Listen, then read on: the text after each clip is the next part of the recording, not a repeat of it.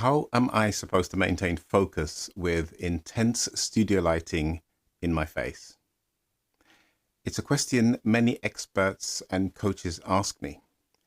You see, they assume that the lights must be so bright in order to get them looking amazing online. And they see it immediately as a challenge to work with. You see, bright studio lights would, of course, be very distracting and uncomfortable, and even possibly a little bit intimidating to work with because they shine directly in your eyes. And they're creating a glare, and it means that you can't really put your heart into everything because you're focused on how can I keep my eyes from being oversaturated rather than focusing on my message. But this doesn't have to be the case at all. Just to be really clear, in this scenario where I am right now, my lighting isn't overpowering my eyesight. I'm actually very comfortable operating in this level of lighting. And the reason is that this is about how you set your lighting up. And this conversation that I want to have with you right now is to let you know, to be reassured that you can, of course, get your lighting set up really expertly in your home setup, whether you want to call it a studio or just your work area. It's up to you. But you can actually get great lighting in a setup of your choice in your own home. And it doesn't have to give you this intense, really physically uncomfortable lighting. In any case, it might actually not even be that the intensity of your lighting is actually the problem. It may be a very different issue. It may be that you haven't actually got your exposure set correctly. And this is likely the case in many instances. The audience who I speak to, coaches and experts, they come to me and they have been actually just following what they hear online, other people telling them this is how you go ahead and set things up. But the challenge around this is that they don't have any initial expertise in this area. And so they keep asking questions like, how do I maintain my focus in this bright lighting? But ultimately, that's not the question that they should be asking. And so in this short presentation, I want to share with you what they should be asking, what they should be focusing on, and how we can move towards mastering. And of course, I'm not going to be able to teach you all of this in this short presentation. So I will, at the end of this presentation, offer you an opportunity to be able to move further into the realms of becoming more polished with your understanding of lighting, because you do need to apply some level of dedication to getting this result, right? It's not going to just turn up. We need to put some elbow grease into it. But once you've mastered the act of getting your lighting right, you only really have to do it once for your setup, and then you can carry on producing powerful messages and create a lot more connection and stronger bonds with your audience so that you can help them towards resolving the issues that they have that you are truly an expert in. So the reason why you're probably experiencing this and asking this question, as I mentioned just a while ago, is likely you haven't been shown the process. And lighting really is not just about getting good lights, but it's how you set them up. It's also to do with things like the exposure settings on your camera, because maybe if you haven't got the right exposure settings on your camera, you're going to think that everything looks too dark, or perhaps everything looks too bright, and you're going to be making adjustments that perhaps are not correct because you just don't understand fully what the settings are that you need to tweak in order to get your exposure right. But then other aspects may be that you just don't have a system that has what we might call profiled monitors, so that your monitors are set up correctly, so that what you're seeing on your monitor actually is what your camera is telling you is correct. And therefore you can have a lot of confidence in the system. But when everything is set up correctly, the lights will more than likely not be positioned directly in your eyes in the first place. So a couple of things that I want you to really think about before we talk about this topic any further, which is you need to understand how light behaves. And for many people, this is where they struggle the most, is that they don't quite understand the behavior of light. And so they just assume that light operates according to some rules that cannot be understood by the ordinary person. But that's not really the case. You see, lighting, for our home studio purposes, we need to remember that lighting operates in an accumulative fashion.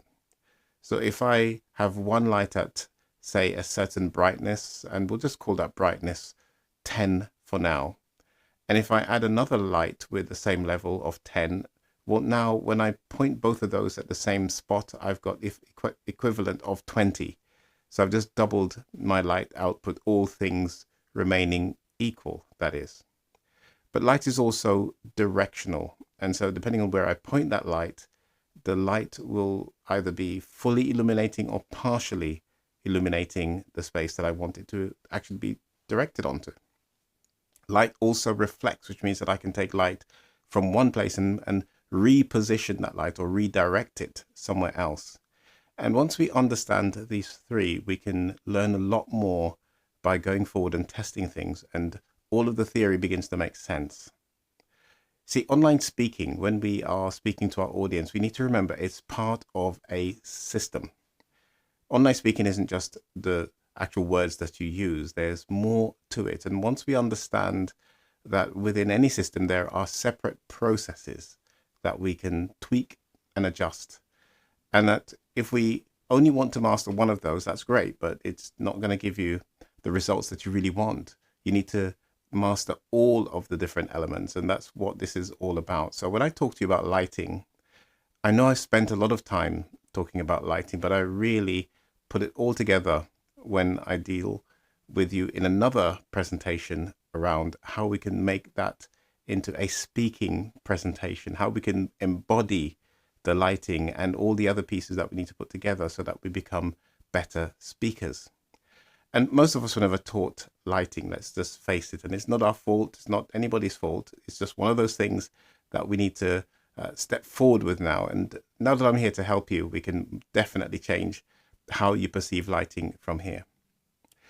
Now, I start with lighting, and it's up to you to start where you want, but I would recommend you start with lighting because lighting alone will improve what we call production quality immensely. Yes, people talk about audio being half of video. I'm inclined to disagree with that. I think video is video, and then audio is what adds to it, because if we go back far enough to the beginning, we'll realize that there were these things called silent movies, and they worked incredibly well.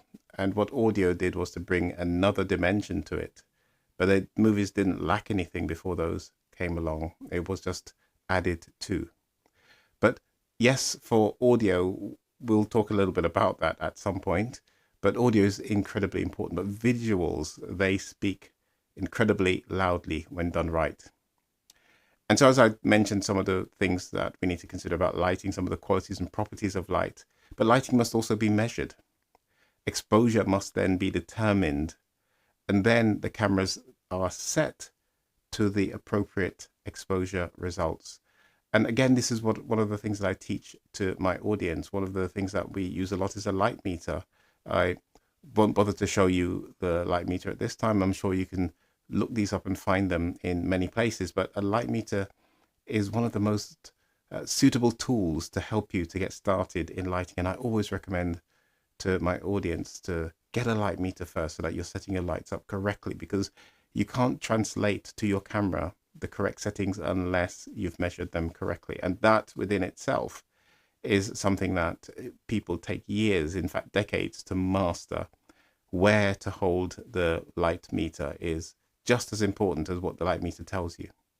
And so to become a confident online speaker with presence, yes, we start off by teaching you how to get the lights right. So when the lights are actually in your eyes, let's face it, you feel like you're forced to direct your concentration to block it out, right? That's one of the challenges now that a lot of my audience say, this is what makes speaking hard. And I'm here to share with you that it doesn't have to be hard, because I can teach you how to get your lighting right. See, light, when it's too intense, too bright, coming from all angles around you, can definitely affect your level of certainty. You are so engrossed in what this light is doing to you that you're focused on eye strain as opposed to being able to focus on your audience and your message. So let me ask you, are you perhaps putting off speaking live to your audience because you have lights that are intense, really bright, and they're just not optimized for you to be able to speak live online. If that's the case, let me know. Just put it in the chat and I'll be happy to give you some pointers on how you can move forward from here. I will, of course, extend to you the opportunity to come and learn from me directly and to speak to me. That would be a better start for you. But let's at least let me know what it is that you're struggling with. So the question is, how long has this been the case? How long has this been stopping you? And who has it been stopping you from speaking to? Is it your ideal clients? Is it that you want to get into podcasting, but you're just really concerned about how to get the lighting right? Is it that you want to be invited to speak on other people's stages, but you don't want to be the one person whose lighting isn't right? So let me ask you one final question. How long are you going to continue tolerating this? Because I don't really think you need to tolerate it any longer. It's up to you, of course. But there are people here willing and ready to help. So let's make this the last time that you have to tolerate and struggle with this lighting. It's time to stop asking, how do I maintain my focus when I'm speaking live with these intense studio lights? A better question is, who can help me to solve this challenge today? And that will move you in the right direction a lot quicker. So join me in around 8 days' time to learn how to make your next presentation without the glare, without the stress of the lighting, and with the ability to put your focus exactly where you know it should be, which is on your audience and on your message. That's all I wanted to share with you really today. So please go ahead, like, subscribe, and share this message if there's someone who you know is complaining all the time about the lights being too bright and they just don't know how to get them set correctly, how to optimize them for online speaking. The link is, of course, going to be below. I appreciate you. I want to say thank you once again for giving your time the one commodity you can never, ever replace. At least at the moment, we can't replace it. I would love to say thank you very much for every time that you stop by and watch any of these presentations that I make. But I want to just make one final appeal to you to make sure that you book yourself in on the speaking event. The link is going to be below. I'd love to see you there and to help you get your journey started so that you can actually move yourself into that space of presenting with your lights in a space that you can really enjoy and continue to do so to the best of your ability. Thank you. As always, I leave you with peace. I'll see you soon.